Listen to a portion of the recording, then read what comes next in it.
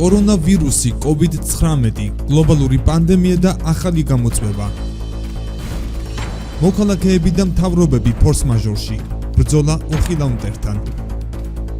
ყოველდღიური რეალობა ჩვენს ირგვლივ და ჩვენს ობიექტივში. ექიმები ჯარისკაცებად, მსოფლიო კი წამლისა და ვაქცინის მოლოდინში.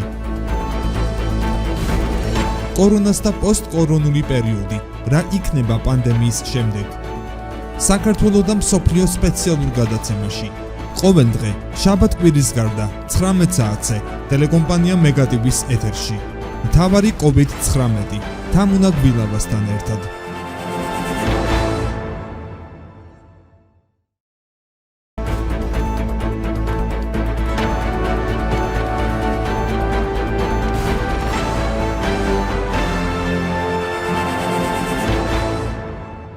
მოგესალმებით, ეთერშია საინფორმაციო პროგრამა მთავარი COVID-19 სპეციალური გამოშვება. მე ჟურნალისტი თამუნა გვილავა საინფორმაციო პროგრამის გუნდთან ერთად გაგაცნობ დღის მნიშვნელოვან სიახლეებს. ხვალიდან ქუთაისში შესვლა და გამოსვლა თავისუფალია. ბლოკპოსტების გავლის შემდეგ ქალაქში შემოსვლაც და გასვლაც კომენდანტის საათის დაწყებამდეა შესაძლებელი. რას ითვალისწინებს ახალი რეგულაციები და რას ფიქრობენ აღნიშნულ სიახლეებზე ქუთაისელები? ვრცლად ნახეთ სიუჟეტი. ქალაქებში როგორიც არის ბათუმი და ქუთაისი, ყველა სახის შეზღუდვები გადაადგილებებზე. ქუთაისი და ბათუმი 5 მაისიდან გაიხსნება. მის შესახებ საქართველოს პრემიერ-მინისტრმა გიორგი გახარიამ მთავრობის სხდომაზე განაცხადა.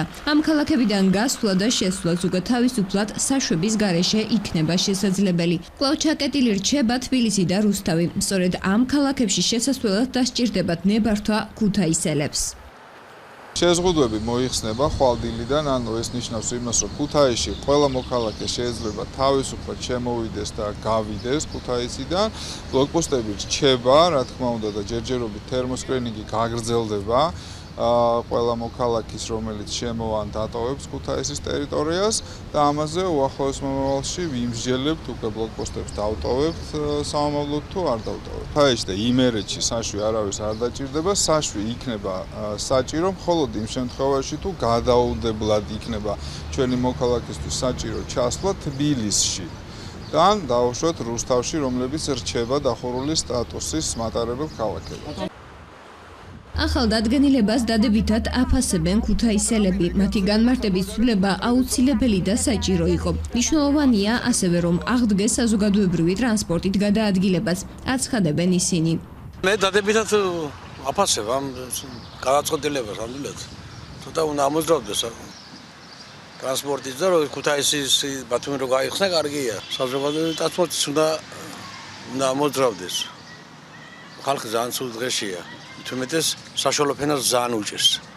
საშუალო ფენა არის გადასაბრუნებლობა. კარგია.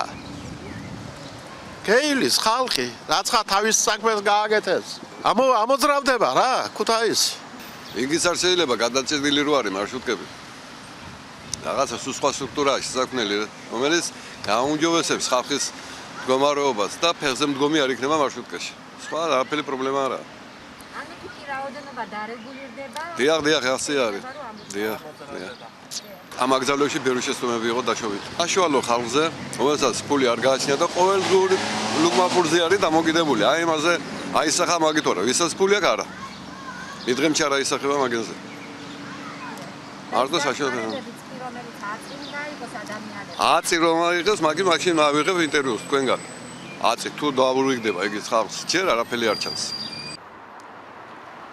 გარდა ქუთაისისა და ბათუმის გახსნისა 5 მაისიდან ავტოსარემონტო დაწესებულებების მუშაობა და სამშენებლო საქმიანობაა დასაშვები.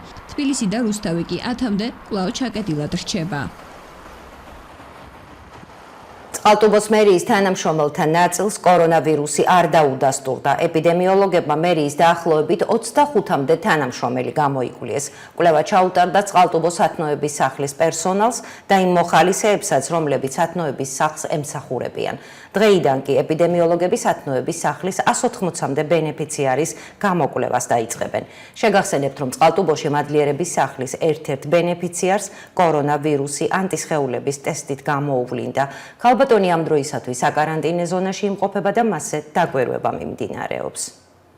სათნოების სახლის ერთ-ერთ ბენეფიციარს დაუდასტურდა COVID-ი, მიმდინარეობს ამ ადამიანის კვლევა, კიდევ განმეორებითი კვლევები, ხოლო რაც შეეხება კონტაქტ პირებს, რომლებიც არიან სათნოების სახლის ბენეფიციარები, ასევე თანამშრომლები, მუნიციპალიტეტის თანამშრომლები, ყველას ჩაუტარდა ეპიდ კვლევა, გამომდინარე აქედან ჩამოვიდა პასუხი ყველასთვის უარყოფითი. ამ სიტუაციიდან გამომდინარე ჯერჯერობით არ დგას ის პროცესი, რომ რაღაცა სიტუაცია გამკაცრდეს წყალტუბოს მუნიციპალიტეტში. ქუთაისში ნინოშვილის ბაზარი გაიხსნა. ამ ეტაპზე ქალაქში 3 აგრარული ბაზარი ფუნქციონირებს. მეგატივი დაინტერესდა რა ხდებოდა ადგილზე და როგორ იცავს ბაზრის ადმინისტრაცია საზოგადოებრივი ჯანდაცვის რეკომენდაციებს და როგორ აფასებენ თავად მოვაჭრეები ქვეყანაში შექმნილ ვითარებას. ქუთაისში კიდევ ერთი აგრარული ბაზარი გაიხსნა. 1 მაისიდან ბოსტნეულისა და სხვა პროდუქტების შეძენა მომხმარებელს უკვე ნინოშვილის ბაზარზე შეუძლია. აქაც დაცულია ის რეკომენდაციები, რასაც დაავადებათა კონტროლი გასცემს. მოვაჭრეები ხელთათმანებით და პირბადეებით საქმიანობენ. დაცულია დისტანცია, მოწყობილია სადეზინფექციო ხსნარებით დისპანსერები. მოთხოვნების მიხედვით დავაკმაყოფილეთ ყველანაირად და შევასრულეთ ეს მოთხოვნები და შესაბამისად გავეშვით და მუშაობთ. ბაზარი გახსნა, მაგრამ ხედავს სადმედი ამ ყიდველს. ბაზარში შემცირებულია როგორც მყიდველთა, ისე გამყიდველთა რაოდენობა. ბატონო გიორგი, 2 წუთში შევალთ, ოღონდ მზად იყავით. ტრანსპორტირების პრობლემაა. მე არ მესმის ამ წუთას თქვენი ხმა გამშვებში ისმის. ჯერეთი სიძვირის გამო. ძვირია პროდუქტი ყველაფერი. კი, ყველაფერი ძვირია. ხო. ვახერხებ, ახლა გარავხედავ. მე თუ ვიარსები, ახლა პატარა და ჩავიტკვის სულ. ერთი კვირას ასე გავმასი. გადავხედავ მდგომარეობას. ერთი კვირის მერე მივიღებ გადაწყვეტილებას. ტრანსპორტი არა, რო შევიდეთ, ჩამევიტანო, სიძვირია ტრანსპორტი. ხო. ესენი ყველაფერი ძვირია. რა მოიმატა და კარტოფილმა მოიმატა, ხახმა მოიმატა. ბადრიჯანი და დაწყობილი ეს რაც არის შემოსული პროდუქტები ძვირია. მე ახლა იმ არის სოფლიდან რომ იქანა ყველაფერი შემოდის, მაგრამ ტრანსპორტი ვერავერ შემოდის. სად არის მომხმარებელი და დისტანცია ახლა რო ასე უნდა. კილომეტრშია ხალხი, რა კაცი არ მოდის არა. ეს არის დისტანცია. ტრანსპორტი არ არის. არაფერი არ არის, ვერ მოძრავ, ვერ გავდივარ. სოფლის სახი ვერ შემოდის, ვერაფერი ვერ მოაქვს. დარჩით სახი და გინდა კონაშოუ მოუყივარ და კიდე შენშეს. 300 ლარია ვიტყრა, სადა ის 300 ლარი რომ კიდე საქმეზე რო არის. მოგცენ.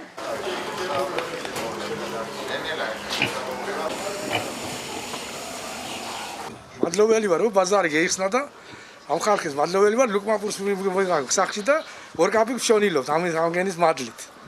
აბა მეტი ახლა არისო საშუალება სახში არ ვიღავს ქვეყანა გვაქვს არჩენი და ამ ბაზრიდან ვირჩენ თავს ყველა.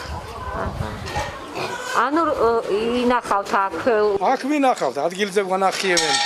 ნუაზით და გამოვიყვან დილას და ორკაპი ვშორილობთ ახლა ურისფულ. ტრანსპორტირებით ტაქსით მოვდივარ და ახლა გაიხსნა ავტობუსები, ავტობუსსაც აგეწამოვალდა. აქ ნახავ ტაქსით მოვდივარ სახლიდან.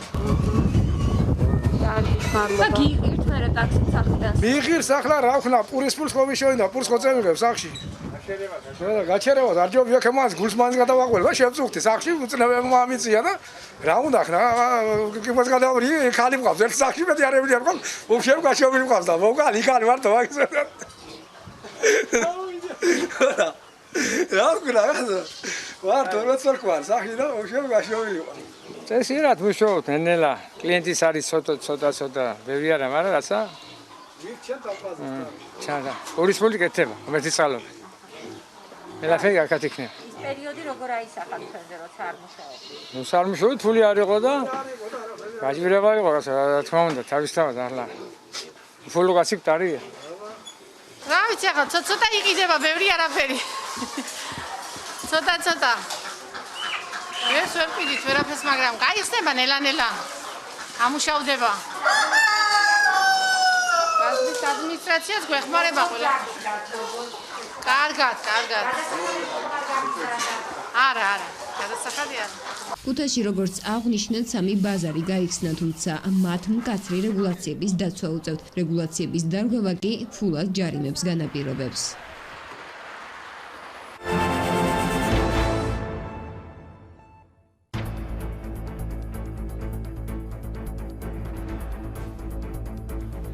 საინფორმაციო პროგრამა მთავარი COVID-19 სპეციალური გამოშვება პირდაპირ ეთერში სტუმართან ერთად ბრუნდება დისტანციური ჩართვით. ჩვენ შეკითხვებს საფრანგეთიდან გაეროს გენერალური მდივნის მრჩეველი ჯანდაცვის საკითხებში გიორგი ფხაკაძე უპასუხებს. მადლობა ბატონო გიორგი, რომ გვერთვებით. გამარჯობათ, მადლობა რომ გვაქვს ეს ჩართვა. ბატონო გიორგი, თქვენი შეფასებით საქართველოს კორონავირუსთან ბრძოლის რა ეტაპზე იმყოფება ახლა?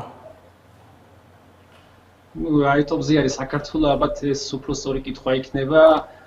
ჩვენი ჯანდაცვის სამინისტრო და დაავადებათა კონტროლის ცენტრი ალბათ ძალიან კარგად ართმევენ თავს და მე ნაკლებად ჩვენ გვაქვს ეს ინფორმაცია, რომ ზოგი იძახის რომ ცენტრში რო ეს არის პიკამდე მოვედით, მაგრამ ჩემი გადახედვით საქართველოს არ ვიცი ჯერჯერობით პიკს მე ვერ ვხედავ და უყურებ როგორც ეპიდემიის ან დასაწყისი, ან ასე ვთქვათ, მეორე ვარიანტი, რომელიც არსებობს ეპიდემიაში, შესაძლებელია ჩვენთან საერთოდ არ იყოს პიკი და იქნება, ასე ვთქვათ, გრძელვადიანი პატარა ტალღები იქნება, არ იქნება ესე პიკური ჯაჭვი, რაც პრინციპში ძალიან კარგი ამბავი არის.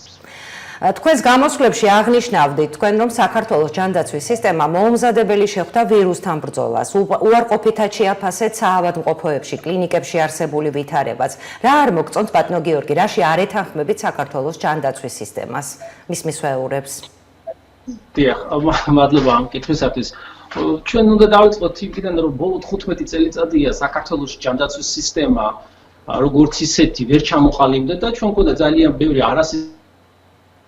სისტემური პროექტების ნაკადები, სხვადასხვა ტიპის პროექტები, სხვადასხვა ტიპის მოსაზრებები, რეფორმები, მაგრამ საბოლოო ჯამში ჩვენ არ მივიღეთ ის, რაც ჩვენ ყველა ველოდებოდი, რომ ქონდა ერთიანი, მყარი, სტაბილური, განვითარებადი სისტემა, რომელიც იქნებოდა არა მარტო თქვათ ჰოსპიტალურ ქსელში, არამედ ჯანდაცვის სისტემა ითვალისწინებდა პირველადი ჯანდაცვა, განათლება, სკოლა, უნივერსიტეტი, პოლიკლინიკა, აფთიაქი და შემდეგ და სამწუხაროდ ჩვენ მივიღეთ სეგმენტური ჯანდაცვის სფერო, სტრუქტურა სასმაკას არ დავაფრთხილდა, არც სისტემაზე არ დავაფრთხილდა, უსისტემო არის, სადაც პრაქტიკულად 80% ჩვენი ჯანდაცვის სისტემა არის კერძო ფლობილობაში, მეგონა საავადმყოფოები და პოლიკლინიკები, სადაც არ არის დამოუკიდებელი, მარკონტროლებელი ორგანო საქართველოს, რომელიც გააკონტროლებდა იგივე ხარისხის კონტროლს, იგივე ინფექციის კონტროლს საავადმყოფოებში. ჩვენი საგანმანათლებლო სისტემები არ არიან მომზადებული თანამედროვე გამოწვევებისათვის და რა თქმა უნდა ჩვენ კიდე არ აქვს ყველაზე მთავარი უწყოდი სამედიცინო განათლება. ანუ ჩვენ თუ ავიღეთ აი ამ ყველა დეტალს ცალ-ცალ, ჩვენ მივიღეთ ის, რაც მივიღებთ ახლა, რომ პრაქტიკულად ჯანდაცვის სამინისტრო ამჟამად არის, ნუ ახლა მე არ მინდა თელი ჯანდაცვის სისტემის რეფორმები გავიდე. გესმით ბატონო გიორგი, ჩვენი ხმა. წელს გახორციელდა, მაგრამ აი ეს შედეგი ეს ვირტუ ალო ბატონო გიორგი, ცოტა ხარვეზებით მოდის თქვენი ხმა.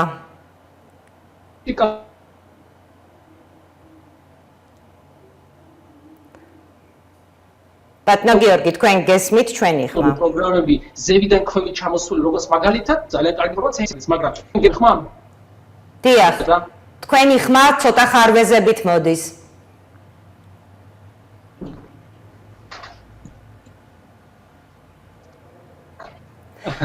ბოდის ვიხდი, არ ვიცი, აი ინტერნეტიც მაინც ისეთი რაღაცა მაინც. კი, ძალიან კარგი არის, რომ კარგად მისმის თქვენი ხმა. ყველაზე რთული არის, რაც როგორც საქართველოში, ასევე საფრანგეთშიც. აი ეს ვერ დაასრულეთ თუ შეიძლება. ეხლა გესმით, ხო? კი. დაასრულეთ თუ შეიძლება თქვენი პასუხი. გესმით ჩემი ხმა? მაშინ დავაწყილებ, ხო?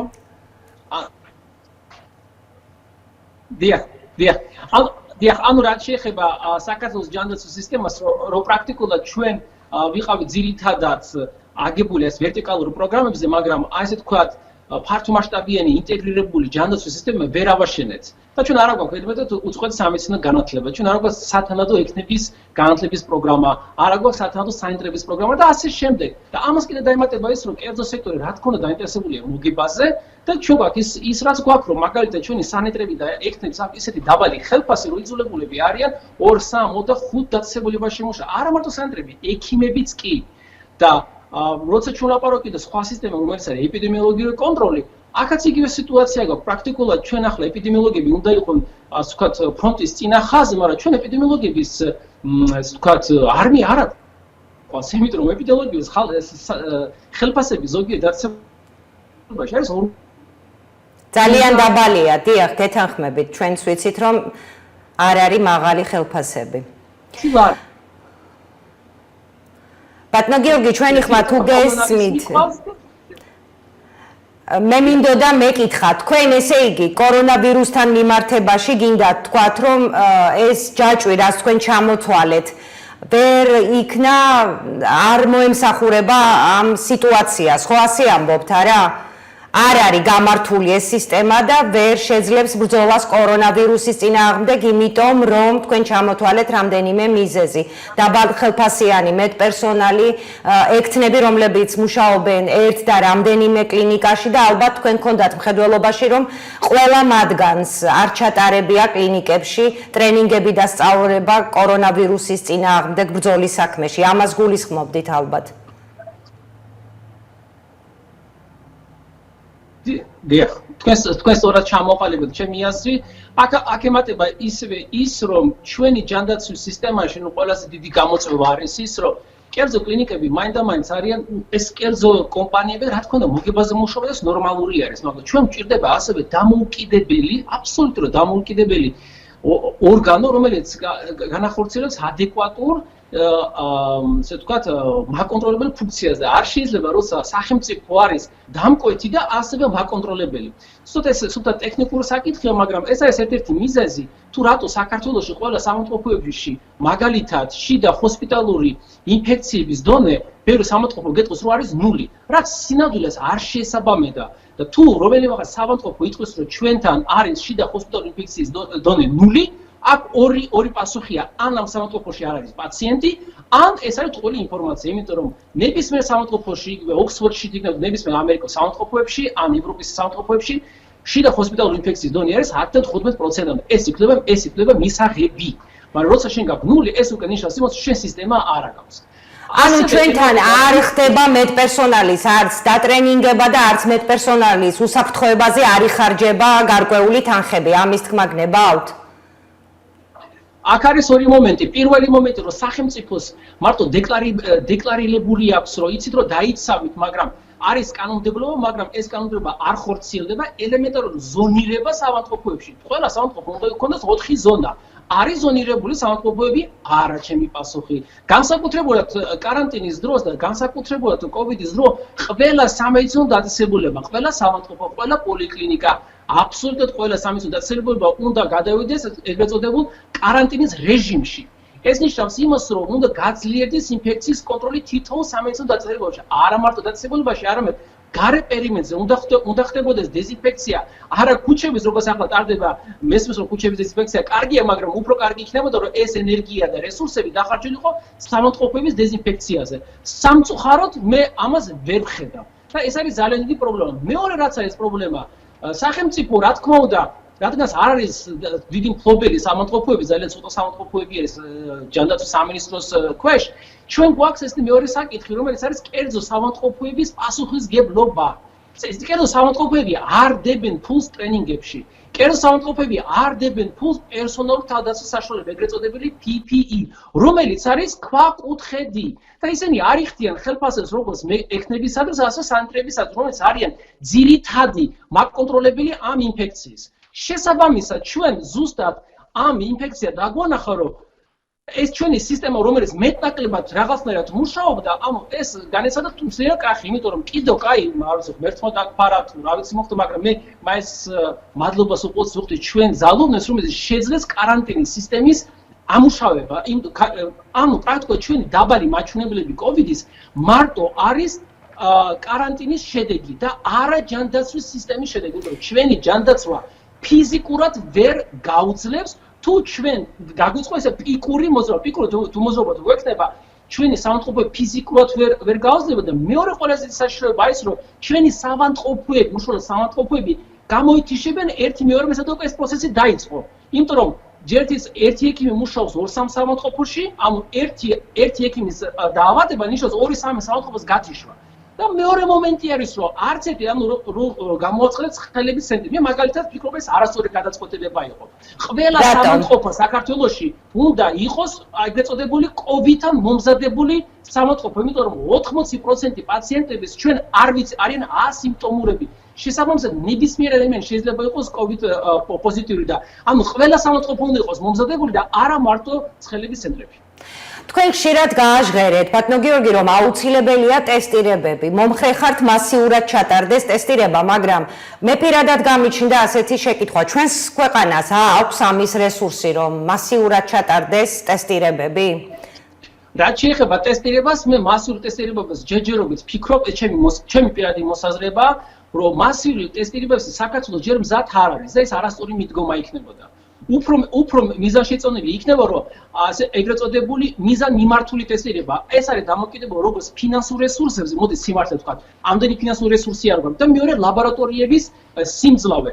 შესაბამისად, პირველ ეტაპზე და უკვე ეს პროცესი დაიწყო, უკვე 2 დღეა, რომ ყველა სამედიცინო პერსონალი უნდა დაიტესტოს მთელ ქვეყანაში რეგულარულად. ეს არის პირველი. მეორე, უნდა დაიტესტოს ყველა ჩვენი პოლიციელი და ჯარისკაცი. ეს არის უსაფრთხოების საკითხი და ქვეყნის უსაფრთხოების საკითხი. და მესამე კატეგორია უნდა იყოს ყველა ის ადამიანი, ვისაც აქვს შეხება სხვა ადამიანთან. იგივე მაგალითად მაღაზიის გამყიდველი. უფრო ეფექტური იქნება მაგალითად მაღაზიის გამყიდველის ტესტირება, ვიდრე მაღაზიაში მოსული კლიენტების, იმიტომ რომ ეფექტურობა იქნება უფრო მაღალი. და რა თქმა უნდა, როგორც ჯანდაცვის ორგანიზაცია აზრს რეკომენდაციას, თუ ჩვენ გამოვავლინეთ ერთი ადამიანი ამას ქვია trace funding-ი, ანუ პრაქტიკულად თუ სადმე ჩვენ როგორც ახლა ხდება საქართველოში, ანუ კლასტერები გამოვავლინოთ და გავტესოთ და ასე შემდეგ. მაგრამ ასევე ჩვენ უნდა ვიყოთ რეალისტები. ჩვენ არ გვაქვს სათანადო ტრენინგები. და ეს არასათანადო ტრენინგები ზოგადად გამოიხატება იმაში, რომ მე ცოტა ეჭვმეპარება, მაგალითად, აი უკვე ეს ბოლო 2 დღეა ჩემამდე მოდის ინფორმაცია, ნუ მე მაქვს სხვადასხვა ინფორმაციის წყაროები, მაგრამ იგივე ტესტები როცა ტარდება, არის ძალიან დიდი ციფრი არის უარყოფითი ტესტები, მაგრამ პაციენტები მოდიან სიცხით, ფაღარათით, მაგრამ ტესტი არის უარყოფითი. ანუ კითხვის ნიშანი უნდა ისობოდეს, რაშია საქმე. ან შეიძლება ტესტშია პრობლემა, ან როგორც ტესტი არ არის მარტო ერთი ტესტი, ეს მთელი ჯაჭვი არის. მთელ ჯაჭვრო ერთი ჩავარდნა იყოს, ჩვენ გვაქვს ანუ თქვენ ფიქრობთ, რომ არასწორად ხდება ტესტირების გაკეთება? მე ამას ვერ ვიტყვი 100%, იმიტომ რომ მე ამაზე წვდომა არ მაქვს, მაგრამ მე ზედაპირულად როცა უყურებ თუ რა მდგომარეობა არის და რა ინფორმაცია მოდის, ზოგიერთი ინფორმაცია ზოგადად კითხვის ნიშანს იჩენს. კიდევ ერთხელ ჩვენ არ გვაქვს დამოუკიდებელი მაკონტროლებელი ორგანო. სულ ყოველთვის ჯანდაცვის სფეროში უნდა იყოს ცალკე დამოუკიდებელი ორგანო, რომელიც დამოუკიდებელია, არაპოლიტიკური არის, არც ბიზნესამიმგული არის, ანუ დამოუკიდებლად ითქოს, ეს სწორია თუ არასწორია. სამწუხაროდ ჩვენ ესეთი ორგანო საქართველოში არ გვაქვს და ეს არის ერთ-ერთი მიზეზი, რომ მაგალითად ვინ შეიძლება გადაამოწოს, რომ ეს ტესტები, რომელიც ჩვენთან არის, სწორია. ეს ერთი საკითხია. და მეორე, ანუ ტესტები კი დაარიგეს, უკვე დაიწყეს გაკეთება, მაგრამ აი ტესტების აღების პროცესი.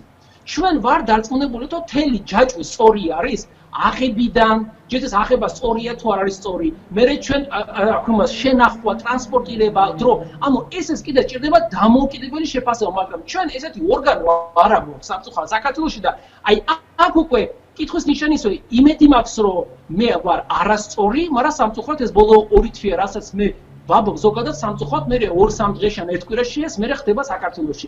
მე მაინც ფიქრობ, რომ ჩვენ ფრთხილად უნდა ვიყო და ძალიან უნდა გავხსნათ ჩვენ ლიმიტირებულ რესურსებს და რესურსები უნდა დავხარჯოთ ჩვენ სამედიცინო პერსონალზე, უნდა ვასწავლოთ, როგორ უნდა გავაკეთოთ, უნდა ჩართოთ ყველა სამედიცინო პერსონალი და რაც თავარია, დავიცვათ ჩვენი მედიკოსები, რომ ისინი არიან ჯარისკაცები, რომლებიც განან წინა ხაზზე.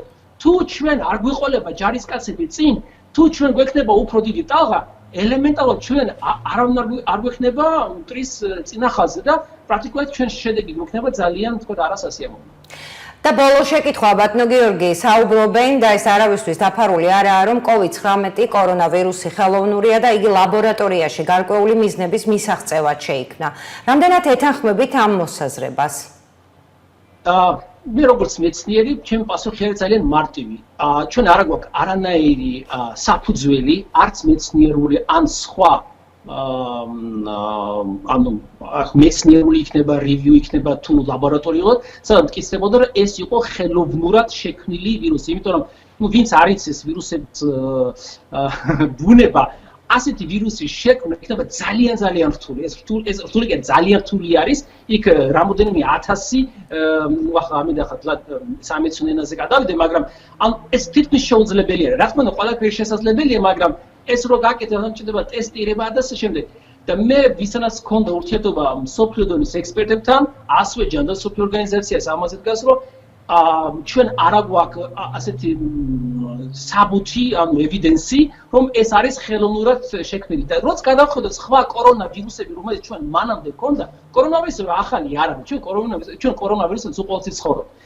მაგალითად SARS-ის რო ავიღოთ, ან მაგალითად MERS-ი, ისინი წამოვიდნენ ცხოველებიდან, ზოგი წამოვიდა აქლემიდან, ზოგი წამოვიდა, თქვათ, ეს ხამურებიდან და ასე შემდეგ. ანუ ჩვენ ვიცით, რომ ეს არის ცხოველებიდან წამოსული ვირუსი, ეს ჩვენ ვიცით, იმიტომ რომ გაშიფრული არის, ნანახი არის და მე მაგალითად ასეთ თეორიებს, რომელიც არ არის დაფუძნებული მყარ მეცნიერებაზე, მე თავს ავერიდებოდი, იმიტომ რომ ჯერჯერობით აი ახლა რასაც ამ წუთისათვის ვერავინ ვერ დაგიმტკიცეთ, რომ ეს არის ხელოვანი, იმიტომ რომ შეუძლებელი არის. სხვადასხვა ჩვენ ფრანგ კოლეგებს ველაპარაკებოდი და ექსპერტები, რომელიც მაქს სფეროში, მე საზოგადო ჯანდაცვის ექსპერტი ვარ, ვირუსოლოგები და იქაც იყო ძალიან პრაქტიკული ახსნა გამარტება, რომ რეალობაში თეორიად შესაძლებელია, მაგრამ რეალობაში ეს თითქმის შეუძლებელი არის გარკვეული მიზეზების გამო. ძალიან დიდი მადლობა ბატონო გიორგი. მადლობა რომ ჩაგვერთოთ და მოძებნეთ დრო ჩვენთვისაც. მაყურებელს შევახსენებთ, რომ გაიხარეთ.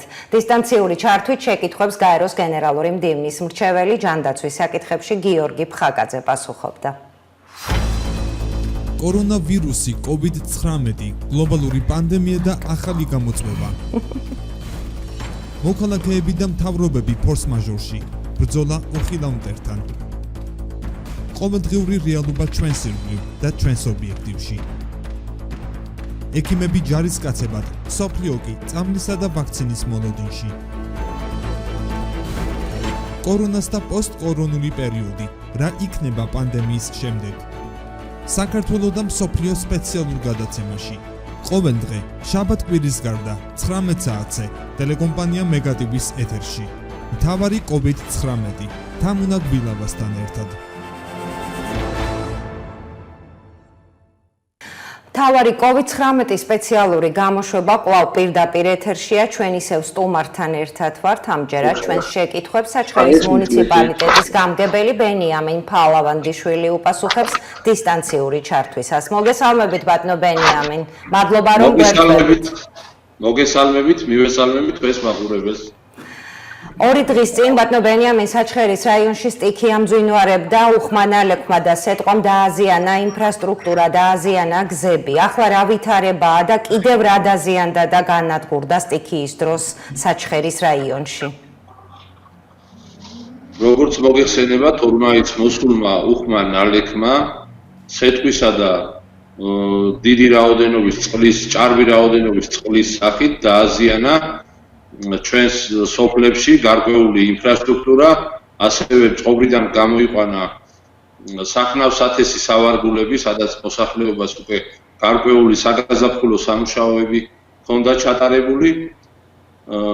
ჩვენ ადგილზე მისვლით შევისწავლეთ არსებული მდგომარეობა, გეტყვით, რომ მთლიანობაში სიტუაცია კონტროლს ექვემდებარებოდა მაშინაც და ეხლაც, რადგანაც მერიის შესაბამისი სამსახურები მობილიზებული არიან სრულად. დღეს ჩვენ ჩავატარეთ ადგილზე თათბირები, მოვიწვიეთ მერიის დაქვემდებარებული ორგანიზაციები და ყველამ ერთობლივად დავსახეთ ღონისძიებები სტიქიის პრევენციისათვის. რამდენად დიდია სტიქიით მოყინებული ზარალი? ამ ეტაპზე მიმდინარეობს დეტალური აღწერა დაზიანებული ინფრასტრუქტურის. ჩვენ საკმაოდ სერიოზული პერსონალი ყავს მობილიზებული იმისათვის, რომ აღწეროთ დეტალურად დაზიანებული ინფრასტრუქტურა.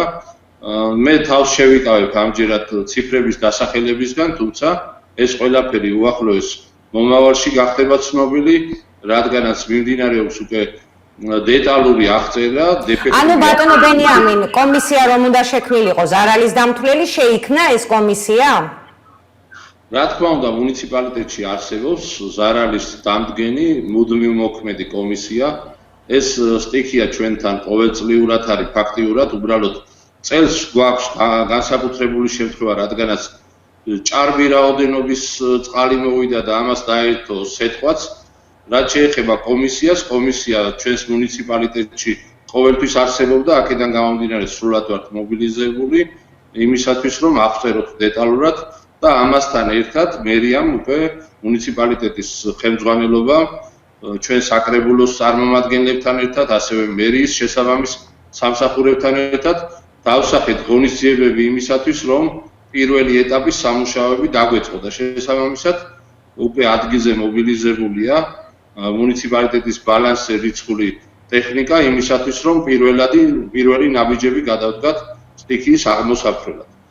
ბატონო ბენიამინ, დაზარალებული ოჯახები ბევრი ყავთ, ვისაც ვაზი და სასოფლო-სამეურნეო სავარგულები დაუზიანა სეტყვა. სეტყვა ჩვენთან დაფიქსირდა ერთ თემში, ეს გახლავთ ჭალის თემი, რომელიც რამდენიმე სოფლისგან შედგება და ძირითადად ეს სოფლებია დარყა, ჭურნალი, ჯრია და თვითონ ჭალა. ჩვენ მოსახლეობასთან შეხვედრის შედეგად გამოვიტანეთ დასკვნა, ეს ჩემი სუბიექტური აზრიც არის, რომ საგაზაფხულო სამუშაოები ჯერ კიდევ მიმდინარეობს და ახალი დაწყებული, აქედან გამომდინარე ჩვენ გაგვიგებს მოსახლეობა ამ შემთხვევაში, იქედან გამომდინარე, რომ ჩვენ სრულად უნდა აღვადგინოთ დაზიანებული ინფრასტრუქტურა და რა თქმა უნდა პირველი აქცენტი გადატანილი გვაქვს იმ გზებზე და დაზიანებულ ბლოგირებზე და ხიდებზე, რომელიც უნდა მოვიყვანოთ პირვანდელ მდგომარეობაში და იმის ფონზე, რაც ქვეყანაში ხდება, მე გულისხმობ COVID ვირუსს, იმის ფონზე ჩვენ პირველ რიგში მაინც ვეცდებით, რომ დაზიანებული ინფრასტრუქტურა აღვადგინოთ. რამდენი ხანი დასჭირდება ბატონო ბენიამინ ამ ინფრასტრუქტურის აღდგენას?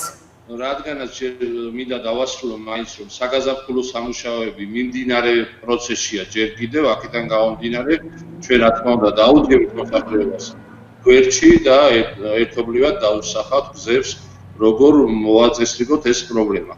რაც შეეხება ვადებს, მე ვფიქრობ, რომ მუნიციპალიტეტი ამ ეტაპზე თავისი საკუთარი რესურსით და საკუთარი ძალებით გადადგავს პირველ ნაბიჯებს, რაც გამოიხატება იმაში, რომ მუნიციპალიტეტის მერია მიმართავს შესყიდვების სააგენტოს, ჩვენ გვაქვს გარკვეული რესურსი ადგილობრივ ბიუჯეტში, რომელსაც ჩვენ აუცილებლად გამოვყოფთ იმისათვის, რომ ჩვენ მოსახლეობას გაუიოლოთ ის ყოფითი პრობლემები, რომელიც ამ სტიქიამ შეუქმნა მთლიანად 12 სოფელზე აქ საუბარი. ჩვენ რესურსი გვაქვს აქედან გამომდინარე, ჩვენ უახლოეს პერიოდში ავიღებთ ახლობას შესყიდვების სააგენტოდან და ვეცდებით, რომ გამარტივებული პროცედურებით ჩვენ აღვადგინოთ დაზიანებული გზები პირველ რიგში და მიეცეს საშუალება მოსახლეობას გადაადგილების ნორმალური გადაადგილების. თუმცა ამ ეტაპზე ჩვენი ჩართულობით პრობლემა გადაადგილების არ არსებობს, რადგანაც ჩვენი ტექნიკა ეხლაც მუშაობს, მე ადგილზე ვიმყოფებოდი და დავათვალიერე საკრებულოს თავმჯდომარესთან ერთად რამდენიმე ლოკაცია და მე ვფიქრობ, ხვალინდე დღეს მთლიანად აღმოიფხვრება ის პრობლემა, რაც უკავშირდება გზის ჩახერგილობას და ჩაკეტვას. ასე რომ ჩვენ ხვალისთვის უკვე მთლიანად პირველი რიგის სამუშაოები გვექნება განხორციელებული. ძალიან კარგი. მომდევნო ეტაპზე. ძალიან კარგი წარმატებებს გისურვებთ. რა ვითარებაა ბატონო ბენიამინ საჩხერის საკარანტინო ზონაში, როგორც ვიცით, გუშინ 4 საეჭვო ანალიზის პასუხზე მოვიდა უარყოფითი პასუხი. მოგახსენებთ, რომ საჩხერის მუნიციპალიტეტი პირველივე დღიდან აქტიურად არის ჩართული ამ პრობლემაში, რომელიც ყველას დაგვატყდა თავს. საკარანტინო ზონას რაც შეეხება, ამ ეტაპზე 4 პიროვნება აგრძელებს იცავს კარანტინის პირობებს, ადგილობრივი მკვიდრები არიან ეს მოქალაქეები, თუმცა ეს 4 ამ ეტაპზე ფაქტიურად იმასთან შედარებით, რაც იყო წინა პერიოდში ჩავთვალოთ, რომ არ არის სერიოზული, რადგანაც პასუხებმაც აჩვენა, რომ შედეგი უარყოფით იყო, ანუ არ დადასტურდა და აქედან გამომდინარე ჩვენ შვიდათა ვართ ამ კუთხით, რომ ჩვენთან არ არის ისეთი გავრცელება და მადლობა ღმერთს, რომ ექვემდებარება კონტროლს სწორედ იმ ნაბიჯების შედეგად, რაც ჩვენმა ხელისუფლებამ გადადგა და რაც გახორციელდა პრევენციის მიზნით. იქედან გამომდინარე, რომ ჩვენ მაქსიმალურად ვიცავთ ამ რეკომენდაციებს, რაც მოდის ჩვენი მთავრობისგან, ჩვენ თვლით, რომ ძალიან ბევრი უბედური შემთხვევა ავიცილეთ თავიდან. ეს იყო ზუსტად ჩვენი და ჩვენი ხელისუფლების ჩართულობა და პირველ რიგში ჩვენი წმუნებულის, სახელმწიფო წმუნებულის, რომელიც ჩვენთან ერთად იმყოფება ყოველთვის, როგორც წყალდიდობის შემთხვევაში, ასევე სატელევიზიო არხების მეშვეობითაც კარგად ჩანს, რამდენად აქტიურად არის ჩართული. ძალიან კარგი, ბენიამინ, მოსახლეობის იმფენის დახმარება თუ დაიწყეთ, ვინც უმუშევრად დარჩა და თუ დაიწყეს უკვე და რიგდება ეს მთავრობის მიერ დადგენილი თანხები, გარკვეული თანხები, ვისაც ეკუთვნის. ეს პროცესი თუა დაწყებული თქვენთან რაიონში? ამ ეტაპზე მუნიციპალიტეტში განხორციელდა რამდენიმე სერიოზული აქცია. თქვათ ასე, რომ პირველ ეტაპზე ჩვენ დავეხმარეთ 70 წელს გადაცირებულ მარტოხელა მოხუცებს ჩვენ ადგილზე, ჩვენი ბიუჯეტის საშუალებით მოგვეცა ამის საშუალება უბრალოდ რომ აქ მოგეჩინა პირველადი დახმარება, ასე ვთქვათ, იმ კუთხით, რომ არ ეგზნოთ ამ მოქალაქეებს თავი მარტო ამ სიტუაციაში. ბენიამინ, ეს დახმარება განახორციელეთ ბიუჯეტიდან თუ ბიზნესი დაგეხმარათ? მე მინდა აქვე ვისარგებლო, ძალიან დიდი მადლობა ამ შეკითხვისათვის, რადგანაც კერძო სექტორი ძალიან აქტიურად გვიდგას საჩხერეში გვერდით. რამდენიმე სერიოზული ორგანიზაცია, რომელიც ყოველთვის მოწოდების სიმაღლეზეა და სხვათა შორის მთხოვენ, რომ არც დავასახელო ხოლმე მათი ვინაობა და მე ყოველთვის ვცდილობ, რომ მადლობა მაინც გადავუხადო და თქვენი ეთერის საშუალებით მე მაქვს ამის საშუალება ახლა და მადლობას ვუხდი მე მათ იმ თანადგომისათვის, რომელიც არაერთხელ გამოაჩინეს თავისი შესაძლებლობის ფარგლებში და რაც შეეხება ადგილობრივ რესურსს, ჩვენ ეხლაც გვაქვს მაგისათვის გარკვეული თანხები მობილიზებული ადგილობრივ ბიუჯეტში და ვაგრძელებთ იმ ღონისძიებას, რასაც ქვია ჩვენი მოქალაქეების დახმარება, რა თქმა უნდა, ჩვენი შესაძლებლობის ფარგლებში.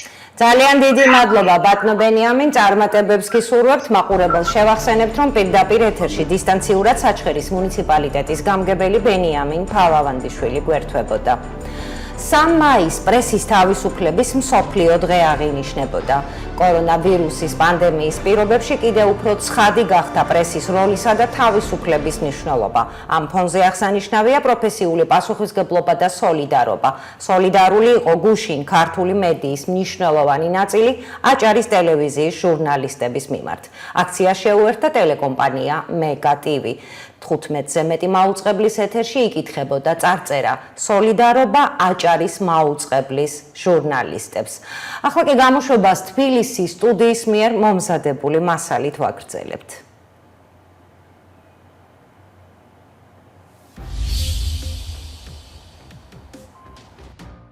ბატონო პატა, პირველ რიგში მოგვითხრათ, როდისთვის არის პიკი მოსალოდნელი? ბოლო დღეებია გვესმის, რომ ვართ პლატოზე. და ნიშნავს ეს თუ არა იმას, რომ პიკი აღარ არის მოსალოდნელი, ან მოსალოდნელია და როდის? არა, ჩვენ ახლა პიკზე ვართ, ფაქტიურად ის რომ ეს პიკი არ არის, ასე ვთქვათ, ესეთი ძალიან მასობრივი დაზიანება მოსახლეობის და ავადობა, ეს არის სწორედ შედეგი ყველაფერი იმ ღონისძიებებისა, რაც უკვე ხორციელდება ქვეყანაში. რამდენ ხანს გაგრძელდება პიკი ეს? ნუ ყველა გამოთვლებით ჯერ კიდევ 1-2 კვირა მაინც ვიქნებით აი ასეთ პიკი დაარქვით თუ პლატო დავარქვათ. შეზღუდვები ნელ-ნელა მოიხსნება, მაგრამ აქ უკვე არის ძალიან ბევრი დამოკიდებული სწორედ მოსახლეობის შეგნებაზე თუ რამდენად თითეული ჩვენთაგანი დაიცავს ყველა იმ რეკომენდაციას, რომელიც არის. მოსახლეობაში ბოლო პერიოდში გააჩნდა გარკვეულწილად სკეპტიციზმი. ამასთან დაერთო ჯანმოს მიერ მაგალითად მოყვანილი შვედეთის მაგალითი, სადაც მკაცრი შეზღუდვები არ ყოფილა. შვედეთმა თავისი პოლიტიკით მიიღო 3-ჯერ უფრო, 4-ჯერ უფრო მეტი, თქვათ, ავადობა და მსხვერპლი ვიდრე მის მეზობელ ქვეყნებში, იგივე სკანდინავიის ქვეყნებში, ფინეთი იქნება ნორვეგია თუ დანია. აქედან გამომდინარე მე არ მგონია საქართველოში ვინმე კმაყოფილი ყოფილიყოს, რომ ჩვენ დღეისათვის 9 გარდაცვლილი არ ყოლოდა და ყოლოდა 1000-ობით გარდაცვლილი. ეს დამოკიდებულება, რაც ბოლო დღეებში შეინიშნება, გართულებს თუ არა შესაძლო გამკლავებას დაავადებასთან? რა თქმა უნდა, რაც უფრო მოსახლეობა ნაკლებად დაიცავს ყველა იმ წესს, რომელიც დღეს არავის არ გაუქმებია და მიუხედავად იმისა, რომ რაღაც ბიზნესები გაიხსნება, მეტი იქნება, ვთქვათ, ეკონომიური აქტივობა, თუ მოსახლეობა არ დაიცავს შესაბამის წესებს, რა თქმა უნდა, ავადობის მაჩვენებელი ისევ მოიმატებს. ბატონ პატა, რამდენიმე დღის წინ მთავრობამ წარადგინა ეკონომიკის გახსნის გეგმა და ამ ეკონომიკის გახსნის გეგმაში არსებობს ინტერვალები, დაახლოებით 2 კვირიანი ინტერვალები. რა სამედიცინო ეპიდემიოლოგიურ მაჩვენებელზე იქნება ეს 2 კვირიანი ეტაპები დამოკიდებული? როგორი მაჩვენებელი უნდა შევინარჩუნოთ, რომ გახსნა არ შეწყდეს? დინამიკა უნდა იყოს უკეთესობისკენ და არა უარესობისკენ, მოდი ასე ვიტყვი. დღეს რო რაღაცას კიდევ დავამატებთ და გავხსნით, იმის იმედი უნდა გქონდეს, რომ 2 კვირის მერე ეს არ მოგცემს სიტუაციის ძალიან გამძაფრებას. ჩვენ არა გვაქვს უფლება ადამიანების სიცოცხლეებით ვითამაშოთ. ბატონ პატა, უსიმპტომო გადაცემა საქართველოში თუ გქონია? პრაქტიკულად უსიმპტომო, რა თქმა უნდა, არსებობს, მაგრამ მათი რაოდენობა დიდი არ არის. ანუ საქართველოშიც დასაშვებია რომ იყო. საქართველოშიც შესაძლებელია, რა თქმა უნდა, იმიტომ რომ ეს აღწერილია ლიტერატურაში, მაგრამ კარგი, ვთქვათ, კვლევის შედეგად ყოველთვის დგინდება, რომ რაღაცა უმნიშვნელო სიმპტომი მაინც ქონდა, უსიმპტომო შემთხვევაში გადაცემა გაცილებით უფრო, ასე ვთქვათ, ნაკლებია, ვიდრე სიმპტომებიანი შემთხვევაში და განსაკუთრებით ყველა ვისაც აქვს იმათი გადამდებლობა გაცილებით მეტია. ვისაც სიმპტომები ნაკლები აქვს, ისინი გადამდები არიან, მაგრამ გაცილებით უფრო, ასე ვთქვათ, ნაკლები ხარისხით. ზუსტად რა სიმპტომები არის საყურადღებო?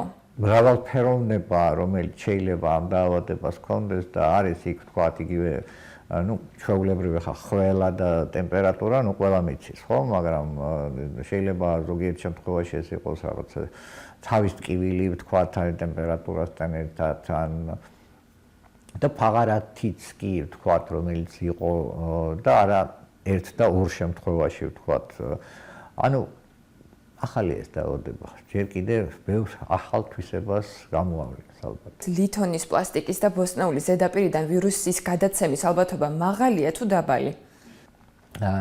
დიდი ხანი ვერძლებს, ანუ დღეები ეს არ გრძელდება, მაგრამ რა თქმა უნდა, საათები შეიძლება დარჩეს. რაც შეეხება ანტისხეულებს, ანტისხეულების არსებობა ნიშნავს თუ არა, რომ იმუნიტეტი აქვს ადამიანს? არის ადამიანები, რომლებსაც საკმაოდ კარგი ტიტრი ქვია, ან ბევრი ანტისხეული აქვს დამცველობითი ამ დაავადების წინააღმდეგ, როდესაც გადაიტანს ამის შემდეგ, მაგრამ არის ადამიანები, რომელსაც არ აქვთ ეს ანტისხეულები. როდესაც ლაპარაკია, თქვათ, კურნალობის ერთ-ერთ მეთოდზე გამოჯამრთელებული ადამიანების, თქვათ, სისხლი გამოვიყენოთ შემდეგ, რადგანაც იქიდან დავამზადოთ, ანუ ანტისხეულები დავახმაროთ იმას, ვინც, თქვათ, დღეს ძალიან მძიმე ავადმყოფია. და წარმოიდგინეთ, რომ 100-დან დაახლოებით 30 ადამიანის სისხლში არის იმდენი ანტისხეულები, რომ ის გამოდგეს, ასე ვთქვათ, სხვების სამკურნალოდ შემდეგ. ანუ ამ დაავადებასთან ყველაფერი ესე მარტივად არ არის, როგორც ასე ვთქვათ. ანუ ცალსახად ვერ ვიტყვით, რომ ანტისხეულების ქონა არ ნიშნავს ცალსახად იმუნიტეტს. არა, ანტისხეულების ქონა წესით უნდა ნიშნავდეს იმუნიტეტს. თუმცა ჯერ ესეც არ არის, ასე ვთქვათ, მეცნიერული მტკიცებულებებით გამყარებული ამ დაავადების შემთხვევაში, მაგრამ ჩვეულებრივ ესეა, როცა ანტისხეულები გაქვს, შენ უკვე იმუნური ხარ. ძალიან დიდი ომია საერთაშორისო ასპარესზე გაჩაღებული, საიდან წამოვიდა ეს ვირუსი, მაგალითად პომპეომ თქვა გუშინ, რომ არსებობს ვარაუდი, რომ ეს იყო ვუჰანში ხელოვნურად ადამიანის მიერ შექმნილი რაღაც შეცდომის შედეგი ან განზრახულობა, ან მეორეს მხრივ ამერიკის დაზვერვა ისევე ამბობს, რომ არა ეს ბუნებრივი ბიოლოგიური შედეგია, რას უნდა დაუჯეროს ადამიანმა? გამოთქვეს აზრი, რომ ისეთ ვირუსების მანიპულაცია საკმაოდ ადვილია. თქვათ რაღაც ხელოვნური რაღაცების გენეტიკური ინჟინერიის გზით რაღაცების გაკეთება, მაგრამ ამის აღმოჩენა ძალიან ადვილია. ამ ვირუსზე რაც არის გამოქვეყნებული ძალიან სერიოზული ნაშრომები, ყველა მიუთითებს, რომ ეს იყო ბუნებრივი მუტაციის შედეგი, მუტაცია დავარქვათ, ანუ მუტაციების დაგროვება დავარქვათ, უფრო გასაგები იყოს ჩვენი მაყურებლისათვის და რომ ეს მოხდა რაღაც ოქტომბერ-ნოემბერში. ამის დროში გამოთვლაც შეიძლება. ვისი შრომა თუ შეგიძლიათ ეს? ერთ-ერთი არის, თქვათ, ავტორი ალბათონი რიტა კოლველი, რომელიც ამავე დროს ჩვენი ლუგარის ცენტრის ასე ვთქვათ, საბჭოშიც შედიოდა თავიდან, რომელიც ასე ვთქვათ, ფეხზე რო ვდგებოდით ჩვენ და ვიწყებდით მუშაობას. საინფორმაციო გამოშვება მთავარი COVID-19 კვლავ პირდაპირ ეთერშია და მოდით ახლა ერთად ვნახოთ ხვალინდელი დღის ამინდის პროგნოზი.